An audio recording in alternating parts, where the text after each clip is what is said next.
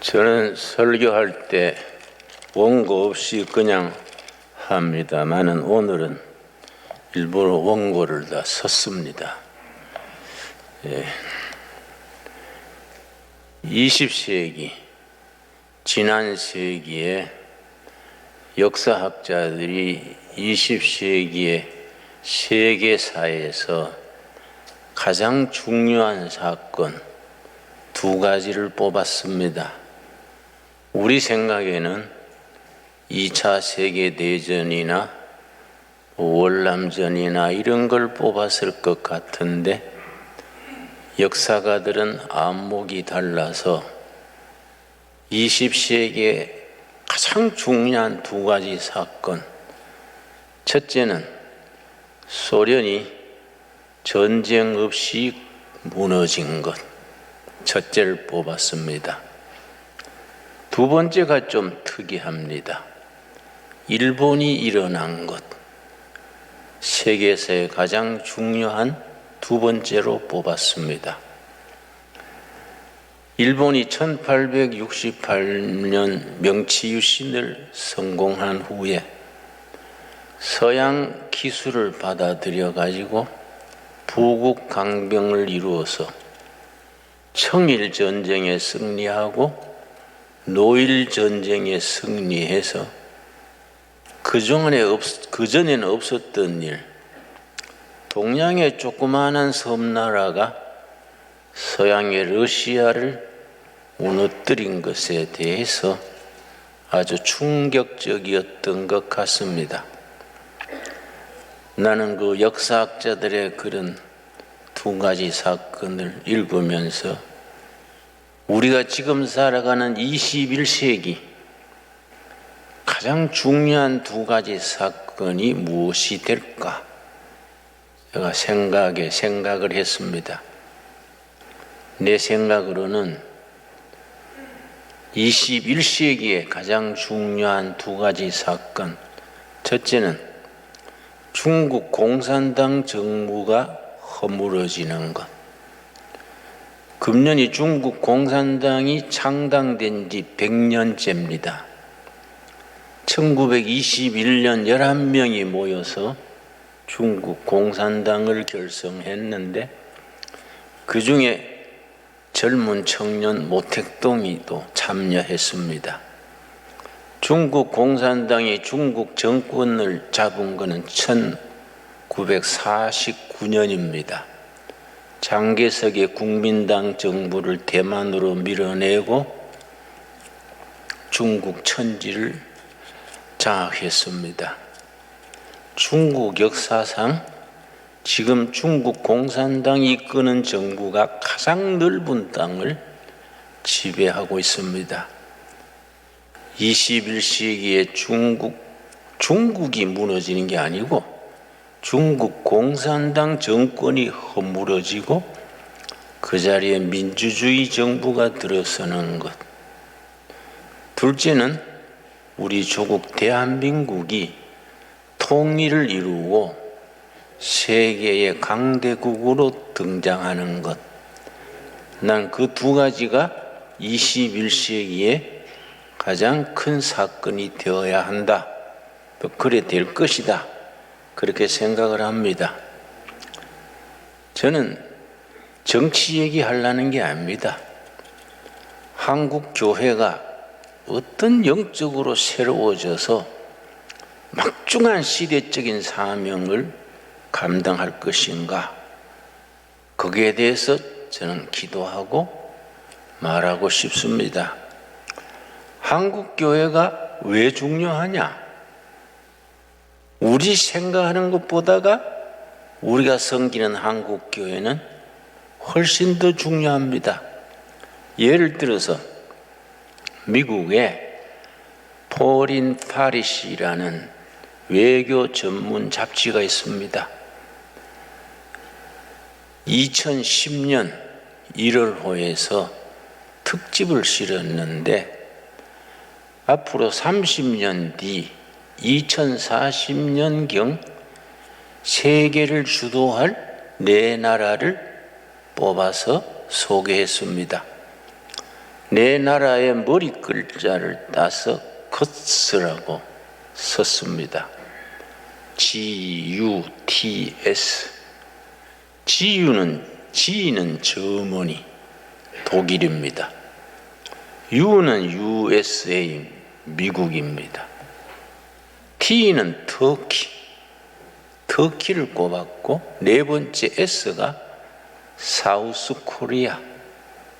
2040년경에는 사우스 코리아가 통일을 이룬 후에 세계 4대 강국으로 부상할 것이다. 그렇게 소개를 했습니다.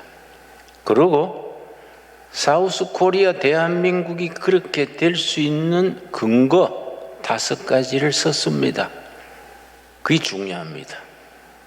그 5가지 속에 한국 교회가 들어 있습니다. 저는 그 점에 대해서 깊이 생각을 했습니다. 2040년경에 통일 한국이 세계 4대 강국으로 부상하게 될 근거 5가지. 첫째를 뭘 꼽았느냐? 한국인의 국민성, 영어로 national character, 국민성.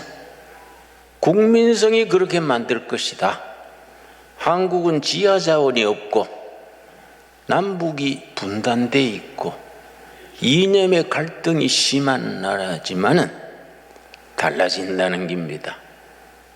국민성이 나라를 변화시킬 것이다. 2가지를 꼽았습니다. 한국 국민성, 내셔널 캐릭터 2가지. 첫째는 근면, 둘째는 열정입니다. 패션. 한국인은 열정이 있는 국민이다. 한국인의 패션, 열정이 그렇게 이루을 것이다. 둘째는 교육열입니다. 한국 부모들은 굶으면서도 자식을 교육시킵니다. 한국 부모들만큼 자녀 교육열에 뜨거운 부모들이 세계에 드뭅니다. 세 번째 뭘 들었느냐? 테크놀로지, 기술입니다. 기술. 하이테크 나라지. 지금 해외에 나가면 코리아 그러면 완전히 인식이 다릅니다. 기술 국가로. 반도체, 조선, 전자, 자동차, 원자력 기술. 우리나라가 세계 수준의 기술 수준이 30여 개를 꼽습니다. 미국의 피터 드러크라는 경영학자가 넥스트 소사이어티라는 책을 베스트셀러를 남겼는데 그 중에 한국의 기술에 대해서, 기업과 한국 기술에 대해서 그 책에서 쓰고 있습니다. 내가 한 줄만 인용하겠습니다. 기업가 정신이라면은 의심할 나위 없이 한국이 세계 1위입니다. 40년 전만 해도 한국에는 기업다운 기업이 전혀 없었습니다. 당연하지요. 6.25 때 우리는 잿더미가 됐습니다. 그땐 보릿고개에 하루 3끼 먹을 양식이 없었습니다.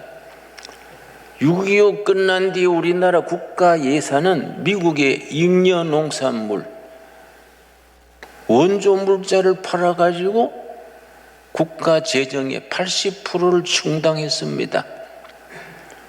그런데 지난 몇십 년 동안 한국은 24개 가량의 산업에서 세계 인류 수준이 되고 조선과 면목 분야에는 단연코 세계 선두주자가 됐습니다. 특별히 원자력 기술 세계 1등입니다. 6.25 전쟁 끝난 2년 뒤에 이승만 박사가 앞으로는 원자력 기술이 있어야 된다. 우리나라 같이 자원 없는 국가는 원자력으로 승부를 걸어야 한다. 그래서 그때 어려울 때 원자력 연구소를 세워가지고 매년 10명씩 미국으로 독일로 원자력 공부하고 오라고 유학을 보냈습니다. 그래서 지금 한국의 원자력 기술은 세계 1등입니다. 반도체 전 세계 1등입니다. 한국의 기술은 전 세계에 지금 1등 수준이 30개 가까이 이릅니다. 네 번째 뭘 들었느냐? 700만에 이르는 해외 동포들의 네트워크. 해외에 나가 있는 해외 동포가 700만에 이릅니다. 그 사람들의 네트워크가 앞으로 통일 한국 시대의 한국이 선진국이 되는 데에 뒷받침이 된다는 겁니다. 다섯 번째가 중요합니다. 한국의 프로테스탄트 철치, 개신교. 한국은 개신교가 있기 때문에 앞으로 몇십 년 후에 세계 1등 국가로 4등 안에 들어가는 국가로 발돋움하게 된다. 이거는 외교 잡지에서 쓴 겁니다. 신학 잡지에 나온 게 아닙니다. 한국 개신교는 그만큼 잠재력이 있습니다. 우리가 잠재되어 있는 에너지가 있습니다. 지난 130년 역사의 한국 교회는 우리 침체된 역사를 선진국으로 끌어올리는데 영적인, 정신적인, 도덕적인 역할을 했습니다. 요 한 20, 30년 사이에 교회가 그 사회, 국가를 이끄는 영적, 정신적 이니시아티브, 주도력을 상실하고 학교 현장은 정교조한테 밀리고 노동 현장은 민주노총한테 밀리고 정치는 엉뚱하게 주사파, 김일성 주체 사상이 나라의 민족의 희망이다. 그런 생각하는 사람들이 정치 전면에 등장하고 양식 있고 뜻 있는 크리스찬들은 정치 일선에서 밀렸습니다. 이걸 우리가 반전시켜야 됩니다. 먼저 우리가 회개해야 됩니다. 우리가 하나님이 주신 축복을 나라를 일으키고 사회를 일으키고 통일 한국을 이루어 가지고 전 세계 복음 전하라는 선교 한국의 사명을 감당해야 되는데 우리가 이걸 직무유기라 그럽니다. 우리가 70년, 80년대 한국교회가 크게 부흥될 때에 그때 우리가 방심했습니다. 그때 정치가들, 경제인들은 잘 살아보세, 새마을 운동을 대표로 하는 잘 살아보세 운동했습니다. 그때 한국교회는 바로 살아보세 했어야 되는데 잘 살아보세 하는 정치가들, 경제인들의 편성해서 바로 사는 국민적 가치관, 국민정신, 바른 정신을 일으키는 일에 우리가 너무 소홀히 했습니다. 그래서 우리 사회가 변화되는 주도력을 상실했습니다. 지금 코로나19로 인해서 비대면 예배가 오늘 또 계속됩니다마는 이게 위기가 기회입니다. 위기란 말 속에는 위험이란 말과 기회란 말이 같이 들어 있습니다. 영어로 위험은 danger, 기회는 opportunity. 위기 속에는 위험한 기회가 들어있는 겁니다. 우리가 이런 시기에 옷깃을 여미고 금식하면서 기도하고 생각해야 됩니다. 우리가 회개할 것이 무엇인가? 버려야 될 것은 무엇인가? 우리가 실천해야 될 것은 무엇인가? 이런 기회에 우리가 자세를 가다듬고 다시 한번 전진할 수 있는 민족 복음화, 통일 한국 시대, 세계 선교에 하나님이 쓰시고자 하는 교회가 되는 일에 우리가 체질을 바꾸고 모든 것을 우리가 새 출발해야 됩니다. 오늘 읽은 본문 말씀 역대하 17장 다 같이 찾겠습니다. 역대하 17장에 훌륭한 왕이 있었습니다. 여호사밧 왕입니다. 그 시대에 침체한 유대 역사를 여호사밧 왕이 등장해서 24년간 즉위하는 동안에 나라를 통째로 바꾸었습니다. 여호사밧 왕은 35살의 왕위에 오른 후에 24년간 나라를 이끌면서 나라 전체를 바꾸었습니다. 그는 공명정대하고 유능했고 그리고 하나님을 신뢰했습니다. 하나님을 튼튼히 붙들고 국민 정신을 깨우쳐서 나라를 반석 위에 세웠습니다. 역대하 17장 1절 말씀 읽겠습니다. 아사의 아들 여호사밧이 대신하여 왕이 되어 여호사밧이 왕위에 오른 지가 BC 873년입니다. 그때부터 BC 849년까지 24년간 왕위에 있으면서 나라를 변혁시켰습니다. 스스로 강하게 하여 이스라엘을 방어하되 2절 유다 모든 견고한 성읍의 군대를 주둔시키고 또 유다 땅과 그의 아버지 아사가 정복한 에브라임 성읍들의 영문을 두었더라. 첫째가 안보입니다. 튼튼한 국방입니다. 안보.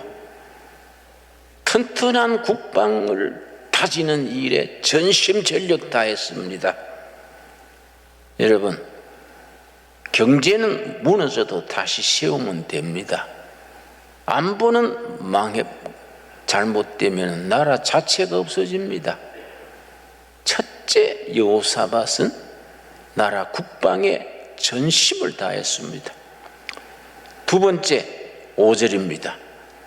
17장 5절 그러므로 여호와께서 나라를 그의 손에서 견고하게 하시매 유다 무리가 여호사밧에게 예물을 드렸으므로 그가 부귀와 영광을 크게 펼쳐 떨쳤더라.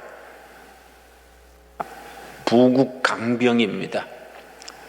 나라의 경제 기반을 탄탄히 해서 국부를 쌓는 일에 성공했습니다. 경제를 일으킵니다. 경제. 우리나라는 지금 경제가 많이 흔들려 있습니다. 여러분, 우리 둘의 재단 법인이 있습니다. 둘의 마을 재단 법인에 지난해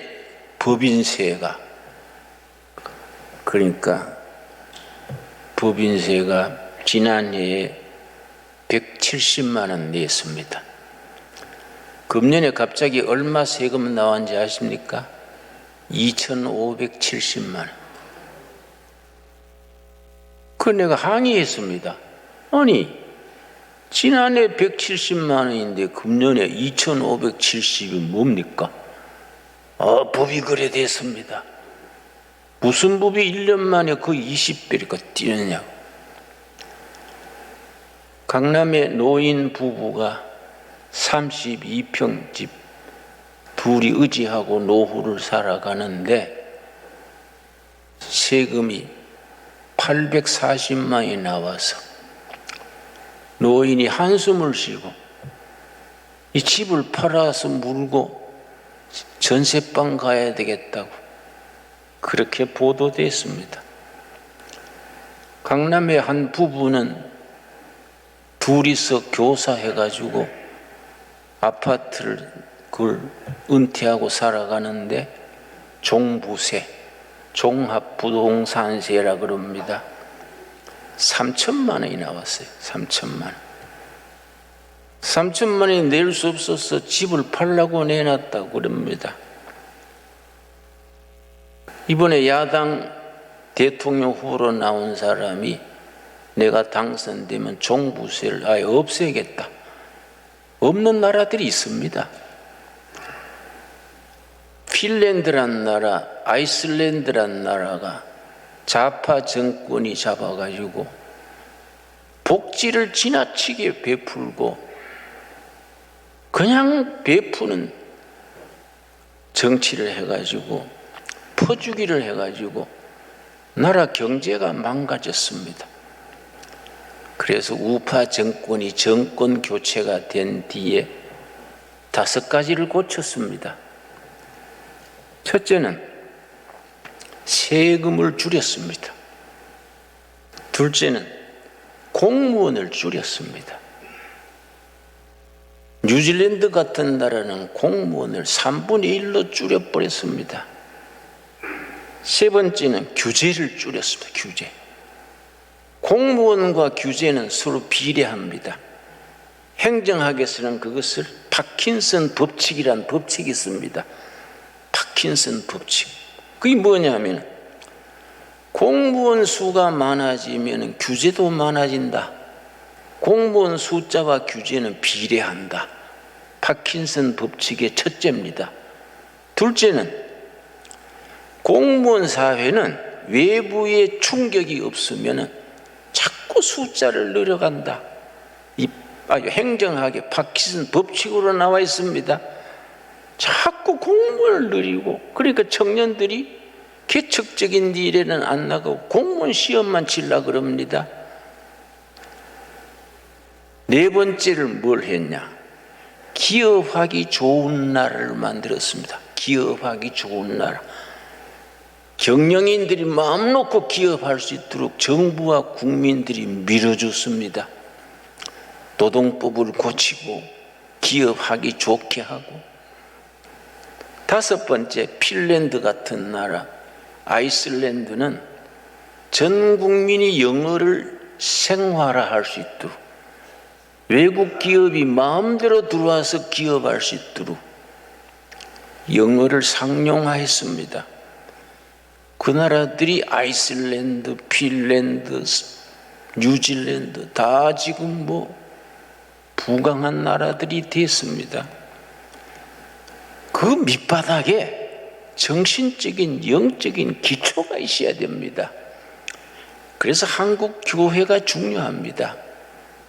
여러분, 이 여호사밧 왕이 나라를 다스린 세 번째가 뭐이냐? 7절입니다. 역대하 17장 7절 말씀.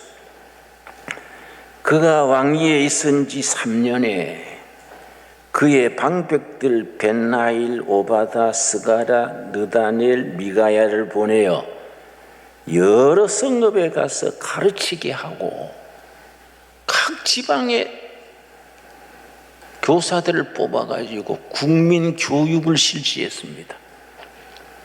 전 지역을 돌면서 국민의 혼을 깨우치고 정신을 깨우치는 교육에 열중했습니다. 네 번째가 있습니다. 이 우리 교회가 해야 될 첫째지요. 9절입니다. 17장 9절. 그들이 여호와의 율법책을 가지고, 성경 말씀이지요. 율법책을 가지고 유다에서 가르치되 그 모든 유다 성읍들로 두루다니며 백성들을 가르쳤더라. 하나님의 말씀으로 백성들의 정신을 깨우치고 하나님을 섬기게 했습니다. 그랬더니 결국 어떻게 됐습니까? 12절이 결론입니다. 여호사밧이 점점 강대하여 유다의 견고한 요새와 국고성을 건축하고 나라가 강대해졌습니다. 변밤에다가 국토방위 철저히 하고 지방마다 창고를 지어서 물류가 잘 유통되도록 했습니다. 여러분 20장 20절 보겠습니다. 20장 20절 말씀. 여호사밧 왕이 그런 정치 사회 개혁의 밑바닥에 어떤 신앙이셨느냐? 20장 20절입니다. 이에 백성들이 아침에 일찍 일어나서 드고와 들로 나가니라. 나갈 때에 여호사밧이 서서 이르되 유다와 예루살렘 주민들아 내 말을 들을지어다. 너희는 너희 하나님 여호와를 신뢰하라. 그리하면 견고히 서리라. 그의 선지자들을 신뢰하라. 그리하면 형통하리라. 여호사밧 왕은 35살의 왕위에 오른 후에 국가 경영의 기본을 여호와를 신뢰하는 국가, 여호와를 신뢰하는 믿음 위에 서는 국민, 그 국가 경영의 기초로 삼았습니다. 왕이 백성들에게 선포하기를 온 국민이 여호와를 신뢰합시다. 그 믿음 위에 하나님께서 튼튼한 나라를 허락하실 것입니다. 그리하면 견고히 서리라. 그의 선지자들을, 영적 지도자들을 신뢰하라. 그리하면 형통하리라. 오늘 우리에게 주시는 살아계신 하나님의 살아있는 말씀으로 믿습니다. 여러분, 이런 확실한 신앙 위에서 정치도, 경제도, 교육도 모든 것이 새로워져야 됩니다. 그렇게 할 수 있는 영적 기초를 교회가 제공해야 됩니다. 여러분, 한국 교회는 이 나라가 암담했던 시절에 미국 선교사들과 우리 선배들이 금식하며 굶으며 감옥 가고 목숨 걸고 이 나라를 이만큼 깨우쳤습니다. 지금 와서 교회가 사회에서 밀려서 교회당 안으로 밀려나서는 안 됩니다. 지금이 새롭게 우리가 앞으로 전진하고 도전해야 됩니다. 옛날 도산 안창호 선생께서 일제 통치하에 백성들 모두가 절망하고 있을 때에 청년 도산 안창호 선생이 미국에 유학하다가 일부러 들어와가지고 각 지방을 돌면서 교회를 중심으로 국민 교육을 했습니다. 안창호 선생이 조용하고 확실한 투로, 안창호 선생이 나라의 일에 강의를 하면은 청중들이 울다가 웃다가 국가의 서름을 씻고 용기를 얻었습니다. 마지막에 안창호 선생이 청중이 다 일어나게 했습니다. 전부 기립하게 해서 오른손 주먹을 쥐고 함께 외쳤습니다. 나가자! 나라와 가정과 자신을 위하여 나가자! 소리를 지르면서 3번 복창했습니다. 전 청중들이 주먹을 쥐고 나가자! 나라와 가정과 자신을 위하여 나가자! 복창하고 그러고 애국가를 부르고 기도로 끝냈습니다. 여러분, 우리는 하나님의 복음의 능력 안에서 교회에서 얻은 능력을 가지고 세상을 향해서 나가야 됩니다. 세상을 바꾸어야 됩니다. 그냥 교회 안에 갇혀가지고 우리끼리 한숨 쉬고 낙심하고, 그거는 성경적 신앙이 아닙니다.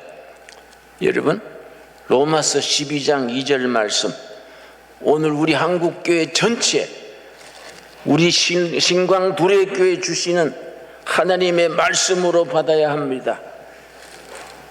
로마서 12장 2절 말씀, 우리 시대에 주시는 살아계신 하나님의 살아있는 말씀입니다. 12장 2절 말씀, 너희는 이 세대를 본받지 말고, 이 세대의 풍속에 따라서 세속주의로 나가지 말고, 세상을 본받지 말고 오직 마음을 새롭게 함으로 변화가 되라. 세상을 본받지 말고는 컨펌입니다. 세상에 휩쓸려 들지 말고 자신이 변화되어 트랜스폼입니다. 트랜스폼, 변화를 받아 하나님의 선하시고 기뻐하시고 온전하신 뜻이 무엇인지 분별하도록 하라. 우리에게 주시는 말씀입니다. 세상을 본받지 말고 그리스도 능력 안에서, 복음의 능력 안에서 자신이 변화가 되어서, 트랜스폼 되어서 세상을 변화시켜야 됩니다. 여러분, 우리 자신이 변화되어서 나라를, 사회를, 국민들을 변화시킬 수 있게 되기를 바랍니다. 여러분, 공산당을 일으킨 칼 막스는 자기 할아버지가 목사를 했습니다. 아버지는 장로를 했습니다.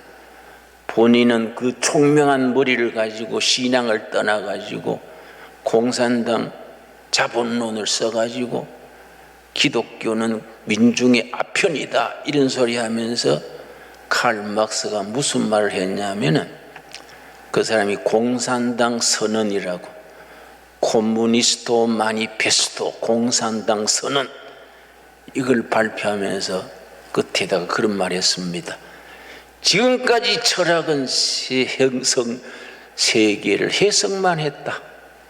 그러나 지금으로부터의 철학은 세계를 변화시켜야 된다. 칼 막스의 말입니다. 지금까지의 철학은 세계를 해석만 했다. 그러나 지금으로부터의 철학은 세계를 변화시켜야 된다. 그건 무신론자의 소리지만 우리는 역사를 주관하시는 하나님을 믿는 사람들입니다. 우리는 성경 말씀으로 세상을 변화시키는 일에 헌신해야 됩니다. 나라에 희망을 주고 변화시키고 청년들에게 비전을 심어주고 내일에 20년 뒤, 30년 뒤, 10년 뒤에 이 나라가 통일한국을 이루어서 세계 강력한 존경받는 나라 대한민국이 되도록 하는 일에 우리 교회가 영적인 보류가 되어야 됩니다. 세상으로 나가서 세상을 변화시키는 신앙이 되어야 됩니다. 바로 로마서 12장 2절이 그 말씀입니다. 우리 한번 한 목소리로 같이 읽겠습니다. 너희는 이 세대를 본받지 말고 오직 마음을 새롭게 함으로 변화를 받아 하나님의 선하시고 기뻐하시고 온전한 뜻이 무엇인지 분별하도록 하라. 여러분, 아멘 하십니까? 복음의 능력으로 우리가 변화되어서, 변화되는 교회가 되어서 교회 안에 머무르지 말고 세상을, 정치를, 경제를, 교육을, 안보를 변화시키는 교회가 되어야 됩니다. 그런 주어진 사명을 교회가 감당할 때에 우리 역사는 하나님이 기뻐하시는 역사, 통일 한국 시대에 전 세계에 박수받는 코리아, 온 세계 5대양 6대지에 복음 전하는 나라로 우리가 하나님께서 사용하실 줄로 믿습니다. 여러분, 예수님 말씀하셨습니다. 너희가 믿느냐? 믿음대로 될지어다. 믿는 대로 된다 그랬습니다. 믿음대로 될지어다. 너희가 복음의 능력으로 변화가 되어서 세상을 변화시키는 일에 내가 너희들을 한국교회를 쓰겠다. 우리가 아멘으로 응답할 수 있어야 됩니다. 기도하겠습니다. 하나님 감사합니다. 감사드립니다. 우리에게 사명을 주시고 비전을 주시고 꿈을 주셔서 감사합니다. 여호사밧 왕이 안보를 튼튼히 하고 경제를 일으키고 교육으로 백성들을 깨우치고 하나님의 말씀으로 백성들의 혼을 새롭게 하여서 부국 강병을 이루었습니다. 여호사밧 왕이 백성들 앞에서 여호와를 신뢰하라. 그리하면 여호와께서 나라의 기초를 튼튼하게 하리라. 선지자들을 신뢰하라. 이 나라가 새로워질 것이다. 여호사밧 왕의 그 말 신앙이 우리들의 신앙이 되게 하여 주시옵소서. 우리가 복음의 능력 안에서, 말씀의 능력 안에서 우리가 변화되어 백성들에게 희망을 줄 수 있게 하여 주시옵시고, 우리가 변화되어 나라를, 사회를, 역사를 변화시킬 수 있는 살아있는 신앙으로 허락하여 주시옵소서. 예수님 이름 받들어 기도드렸사옵나이다. 아멘.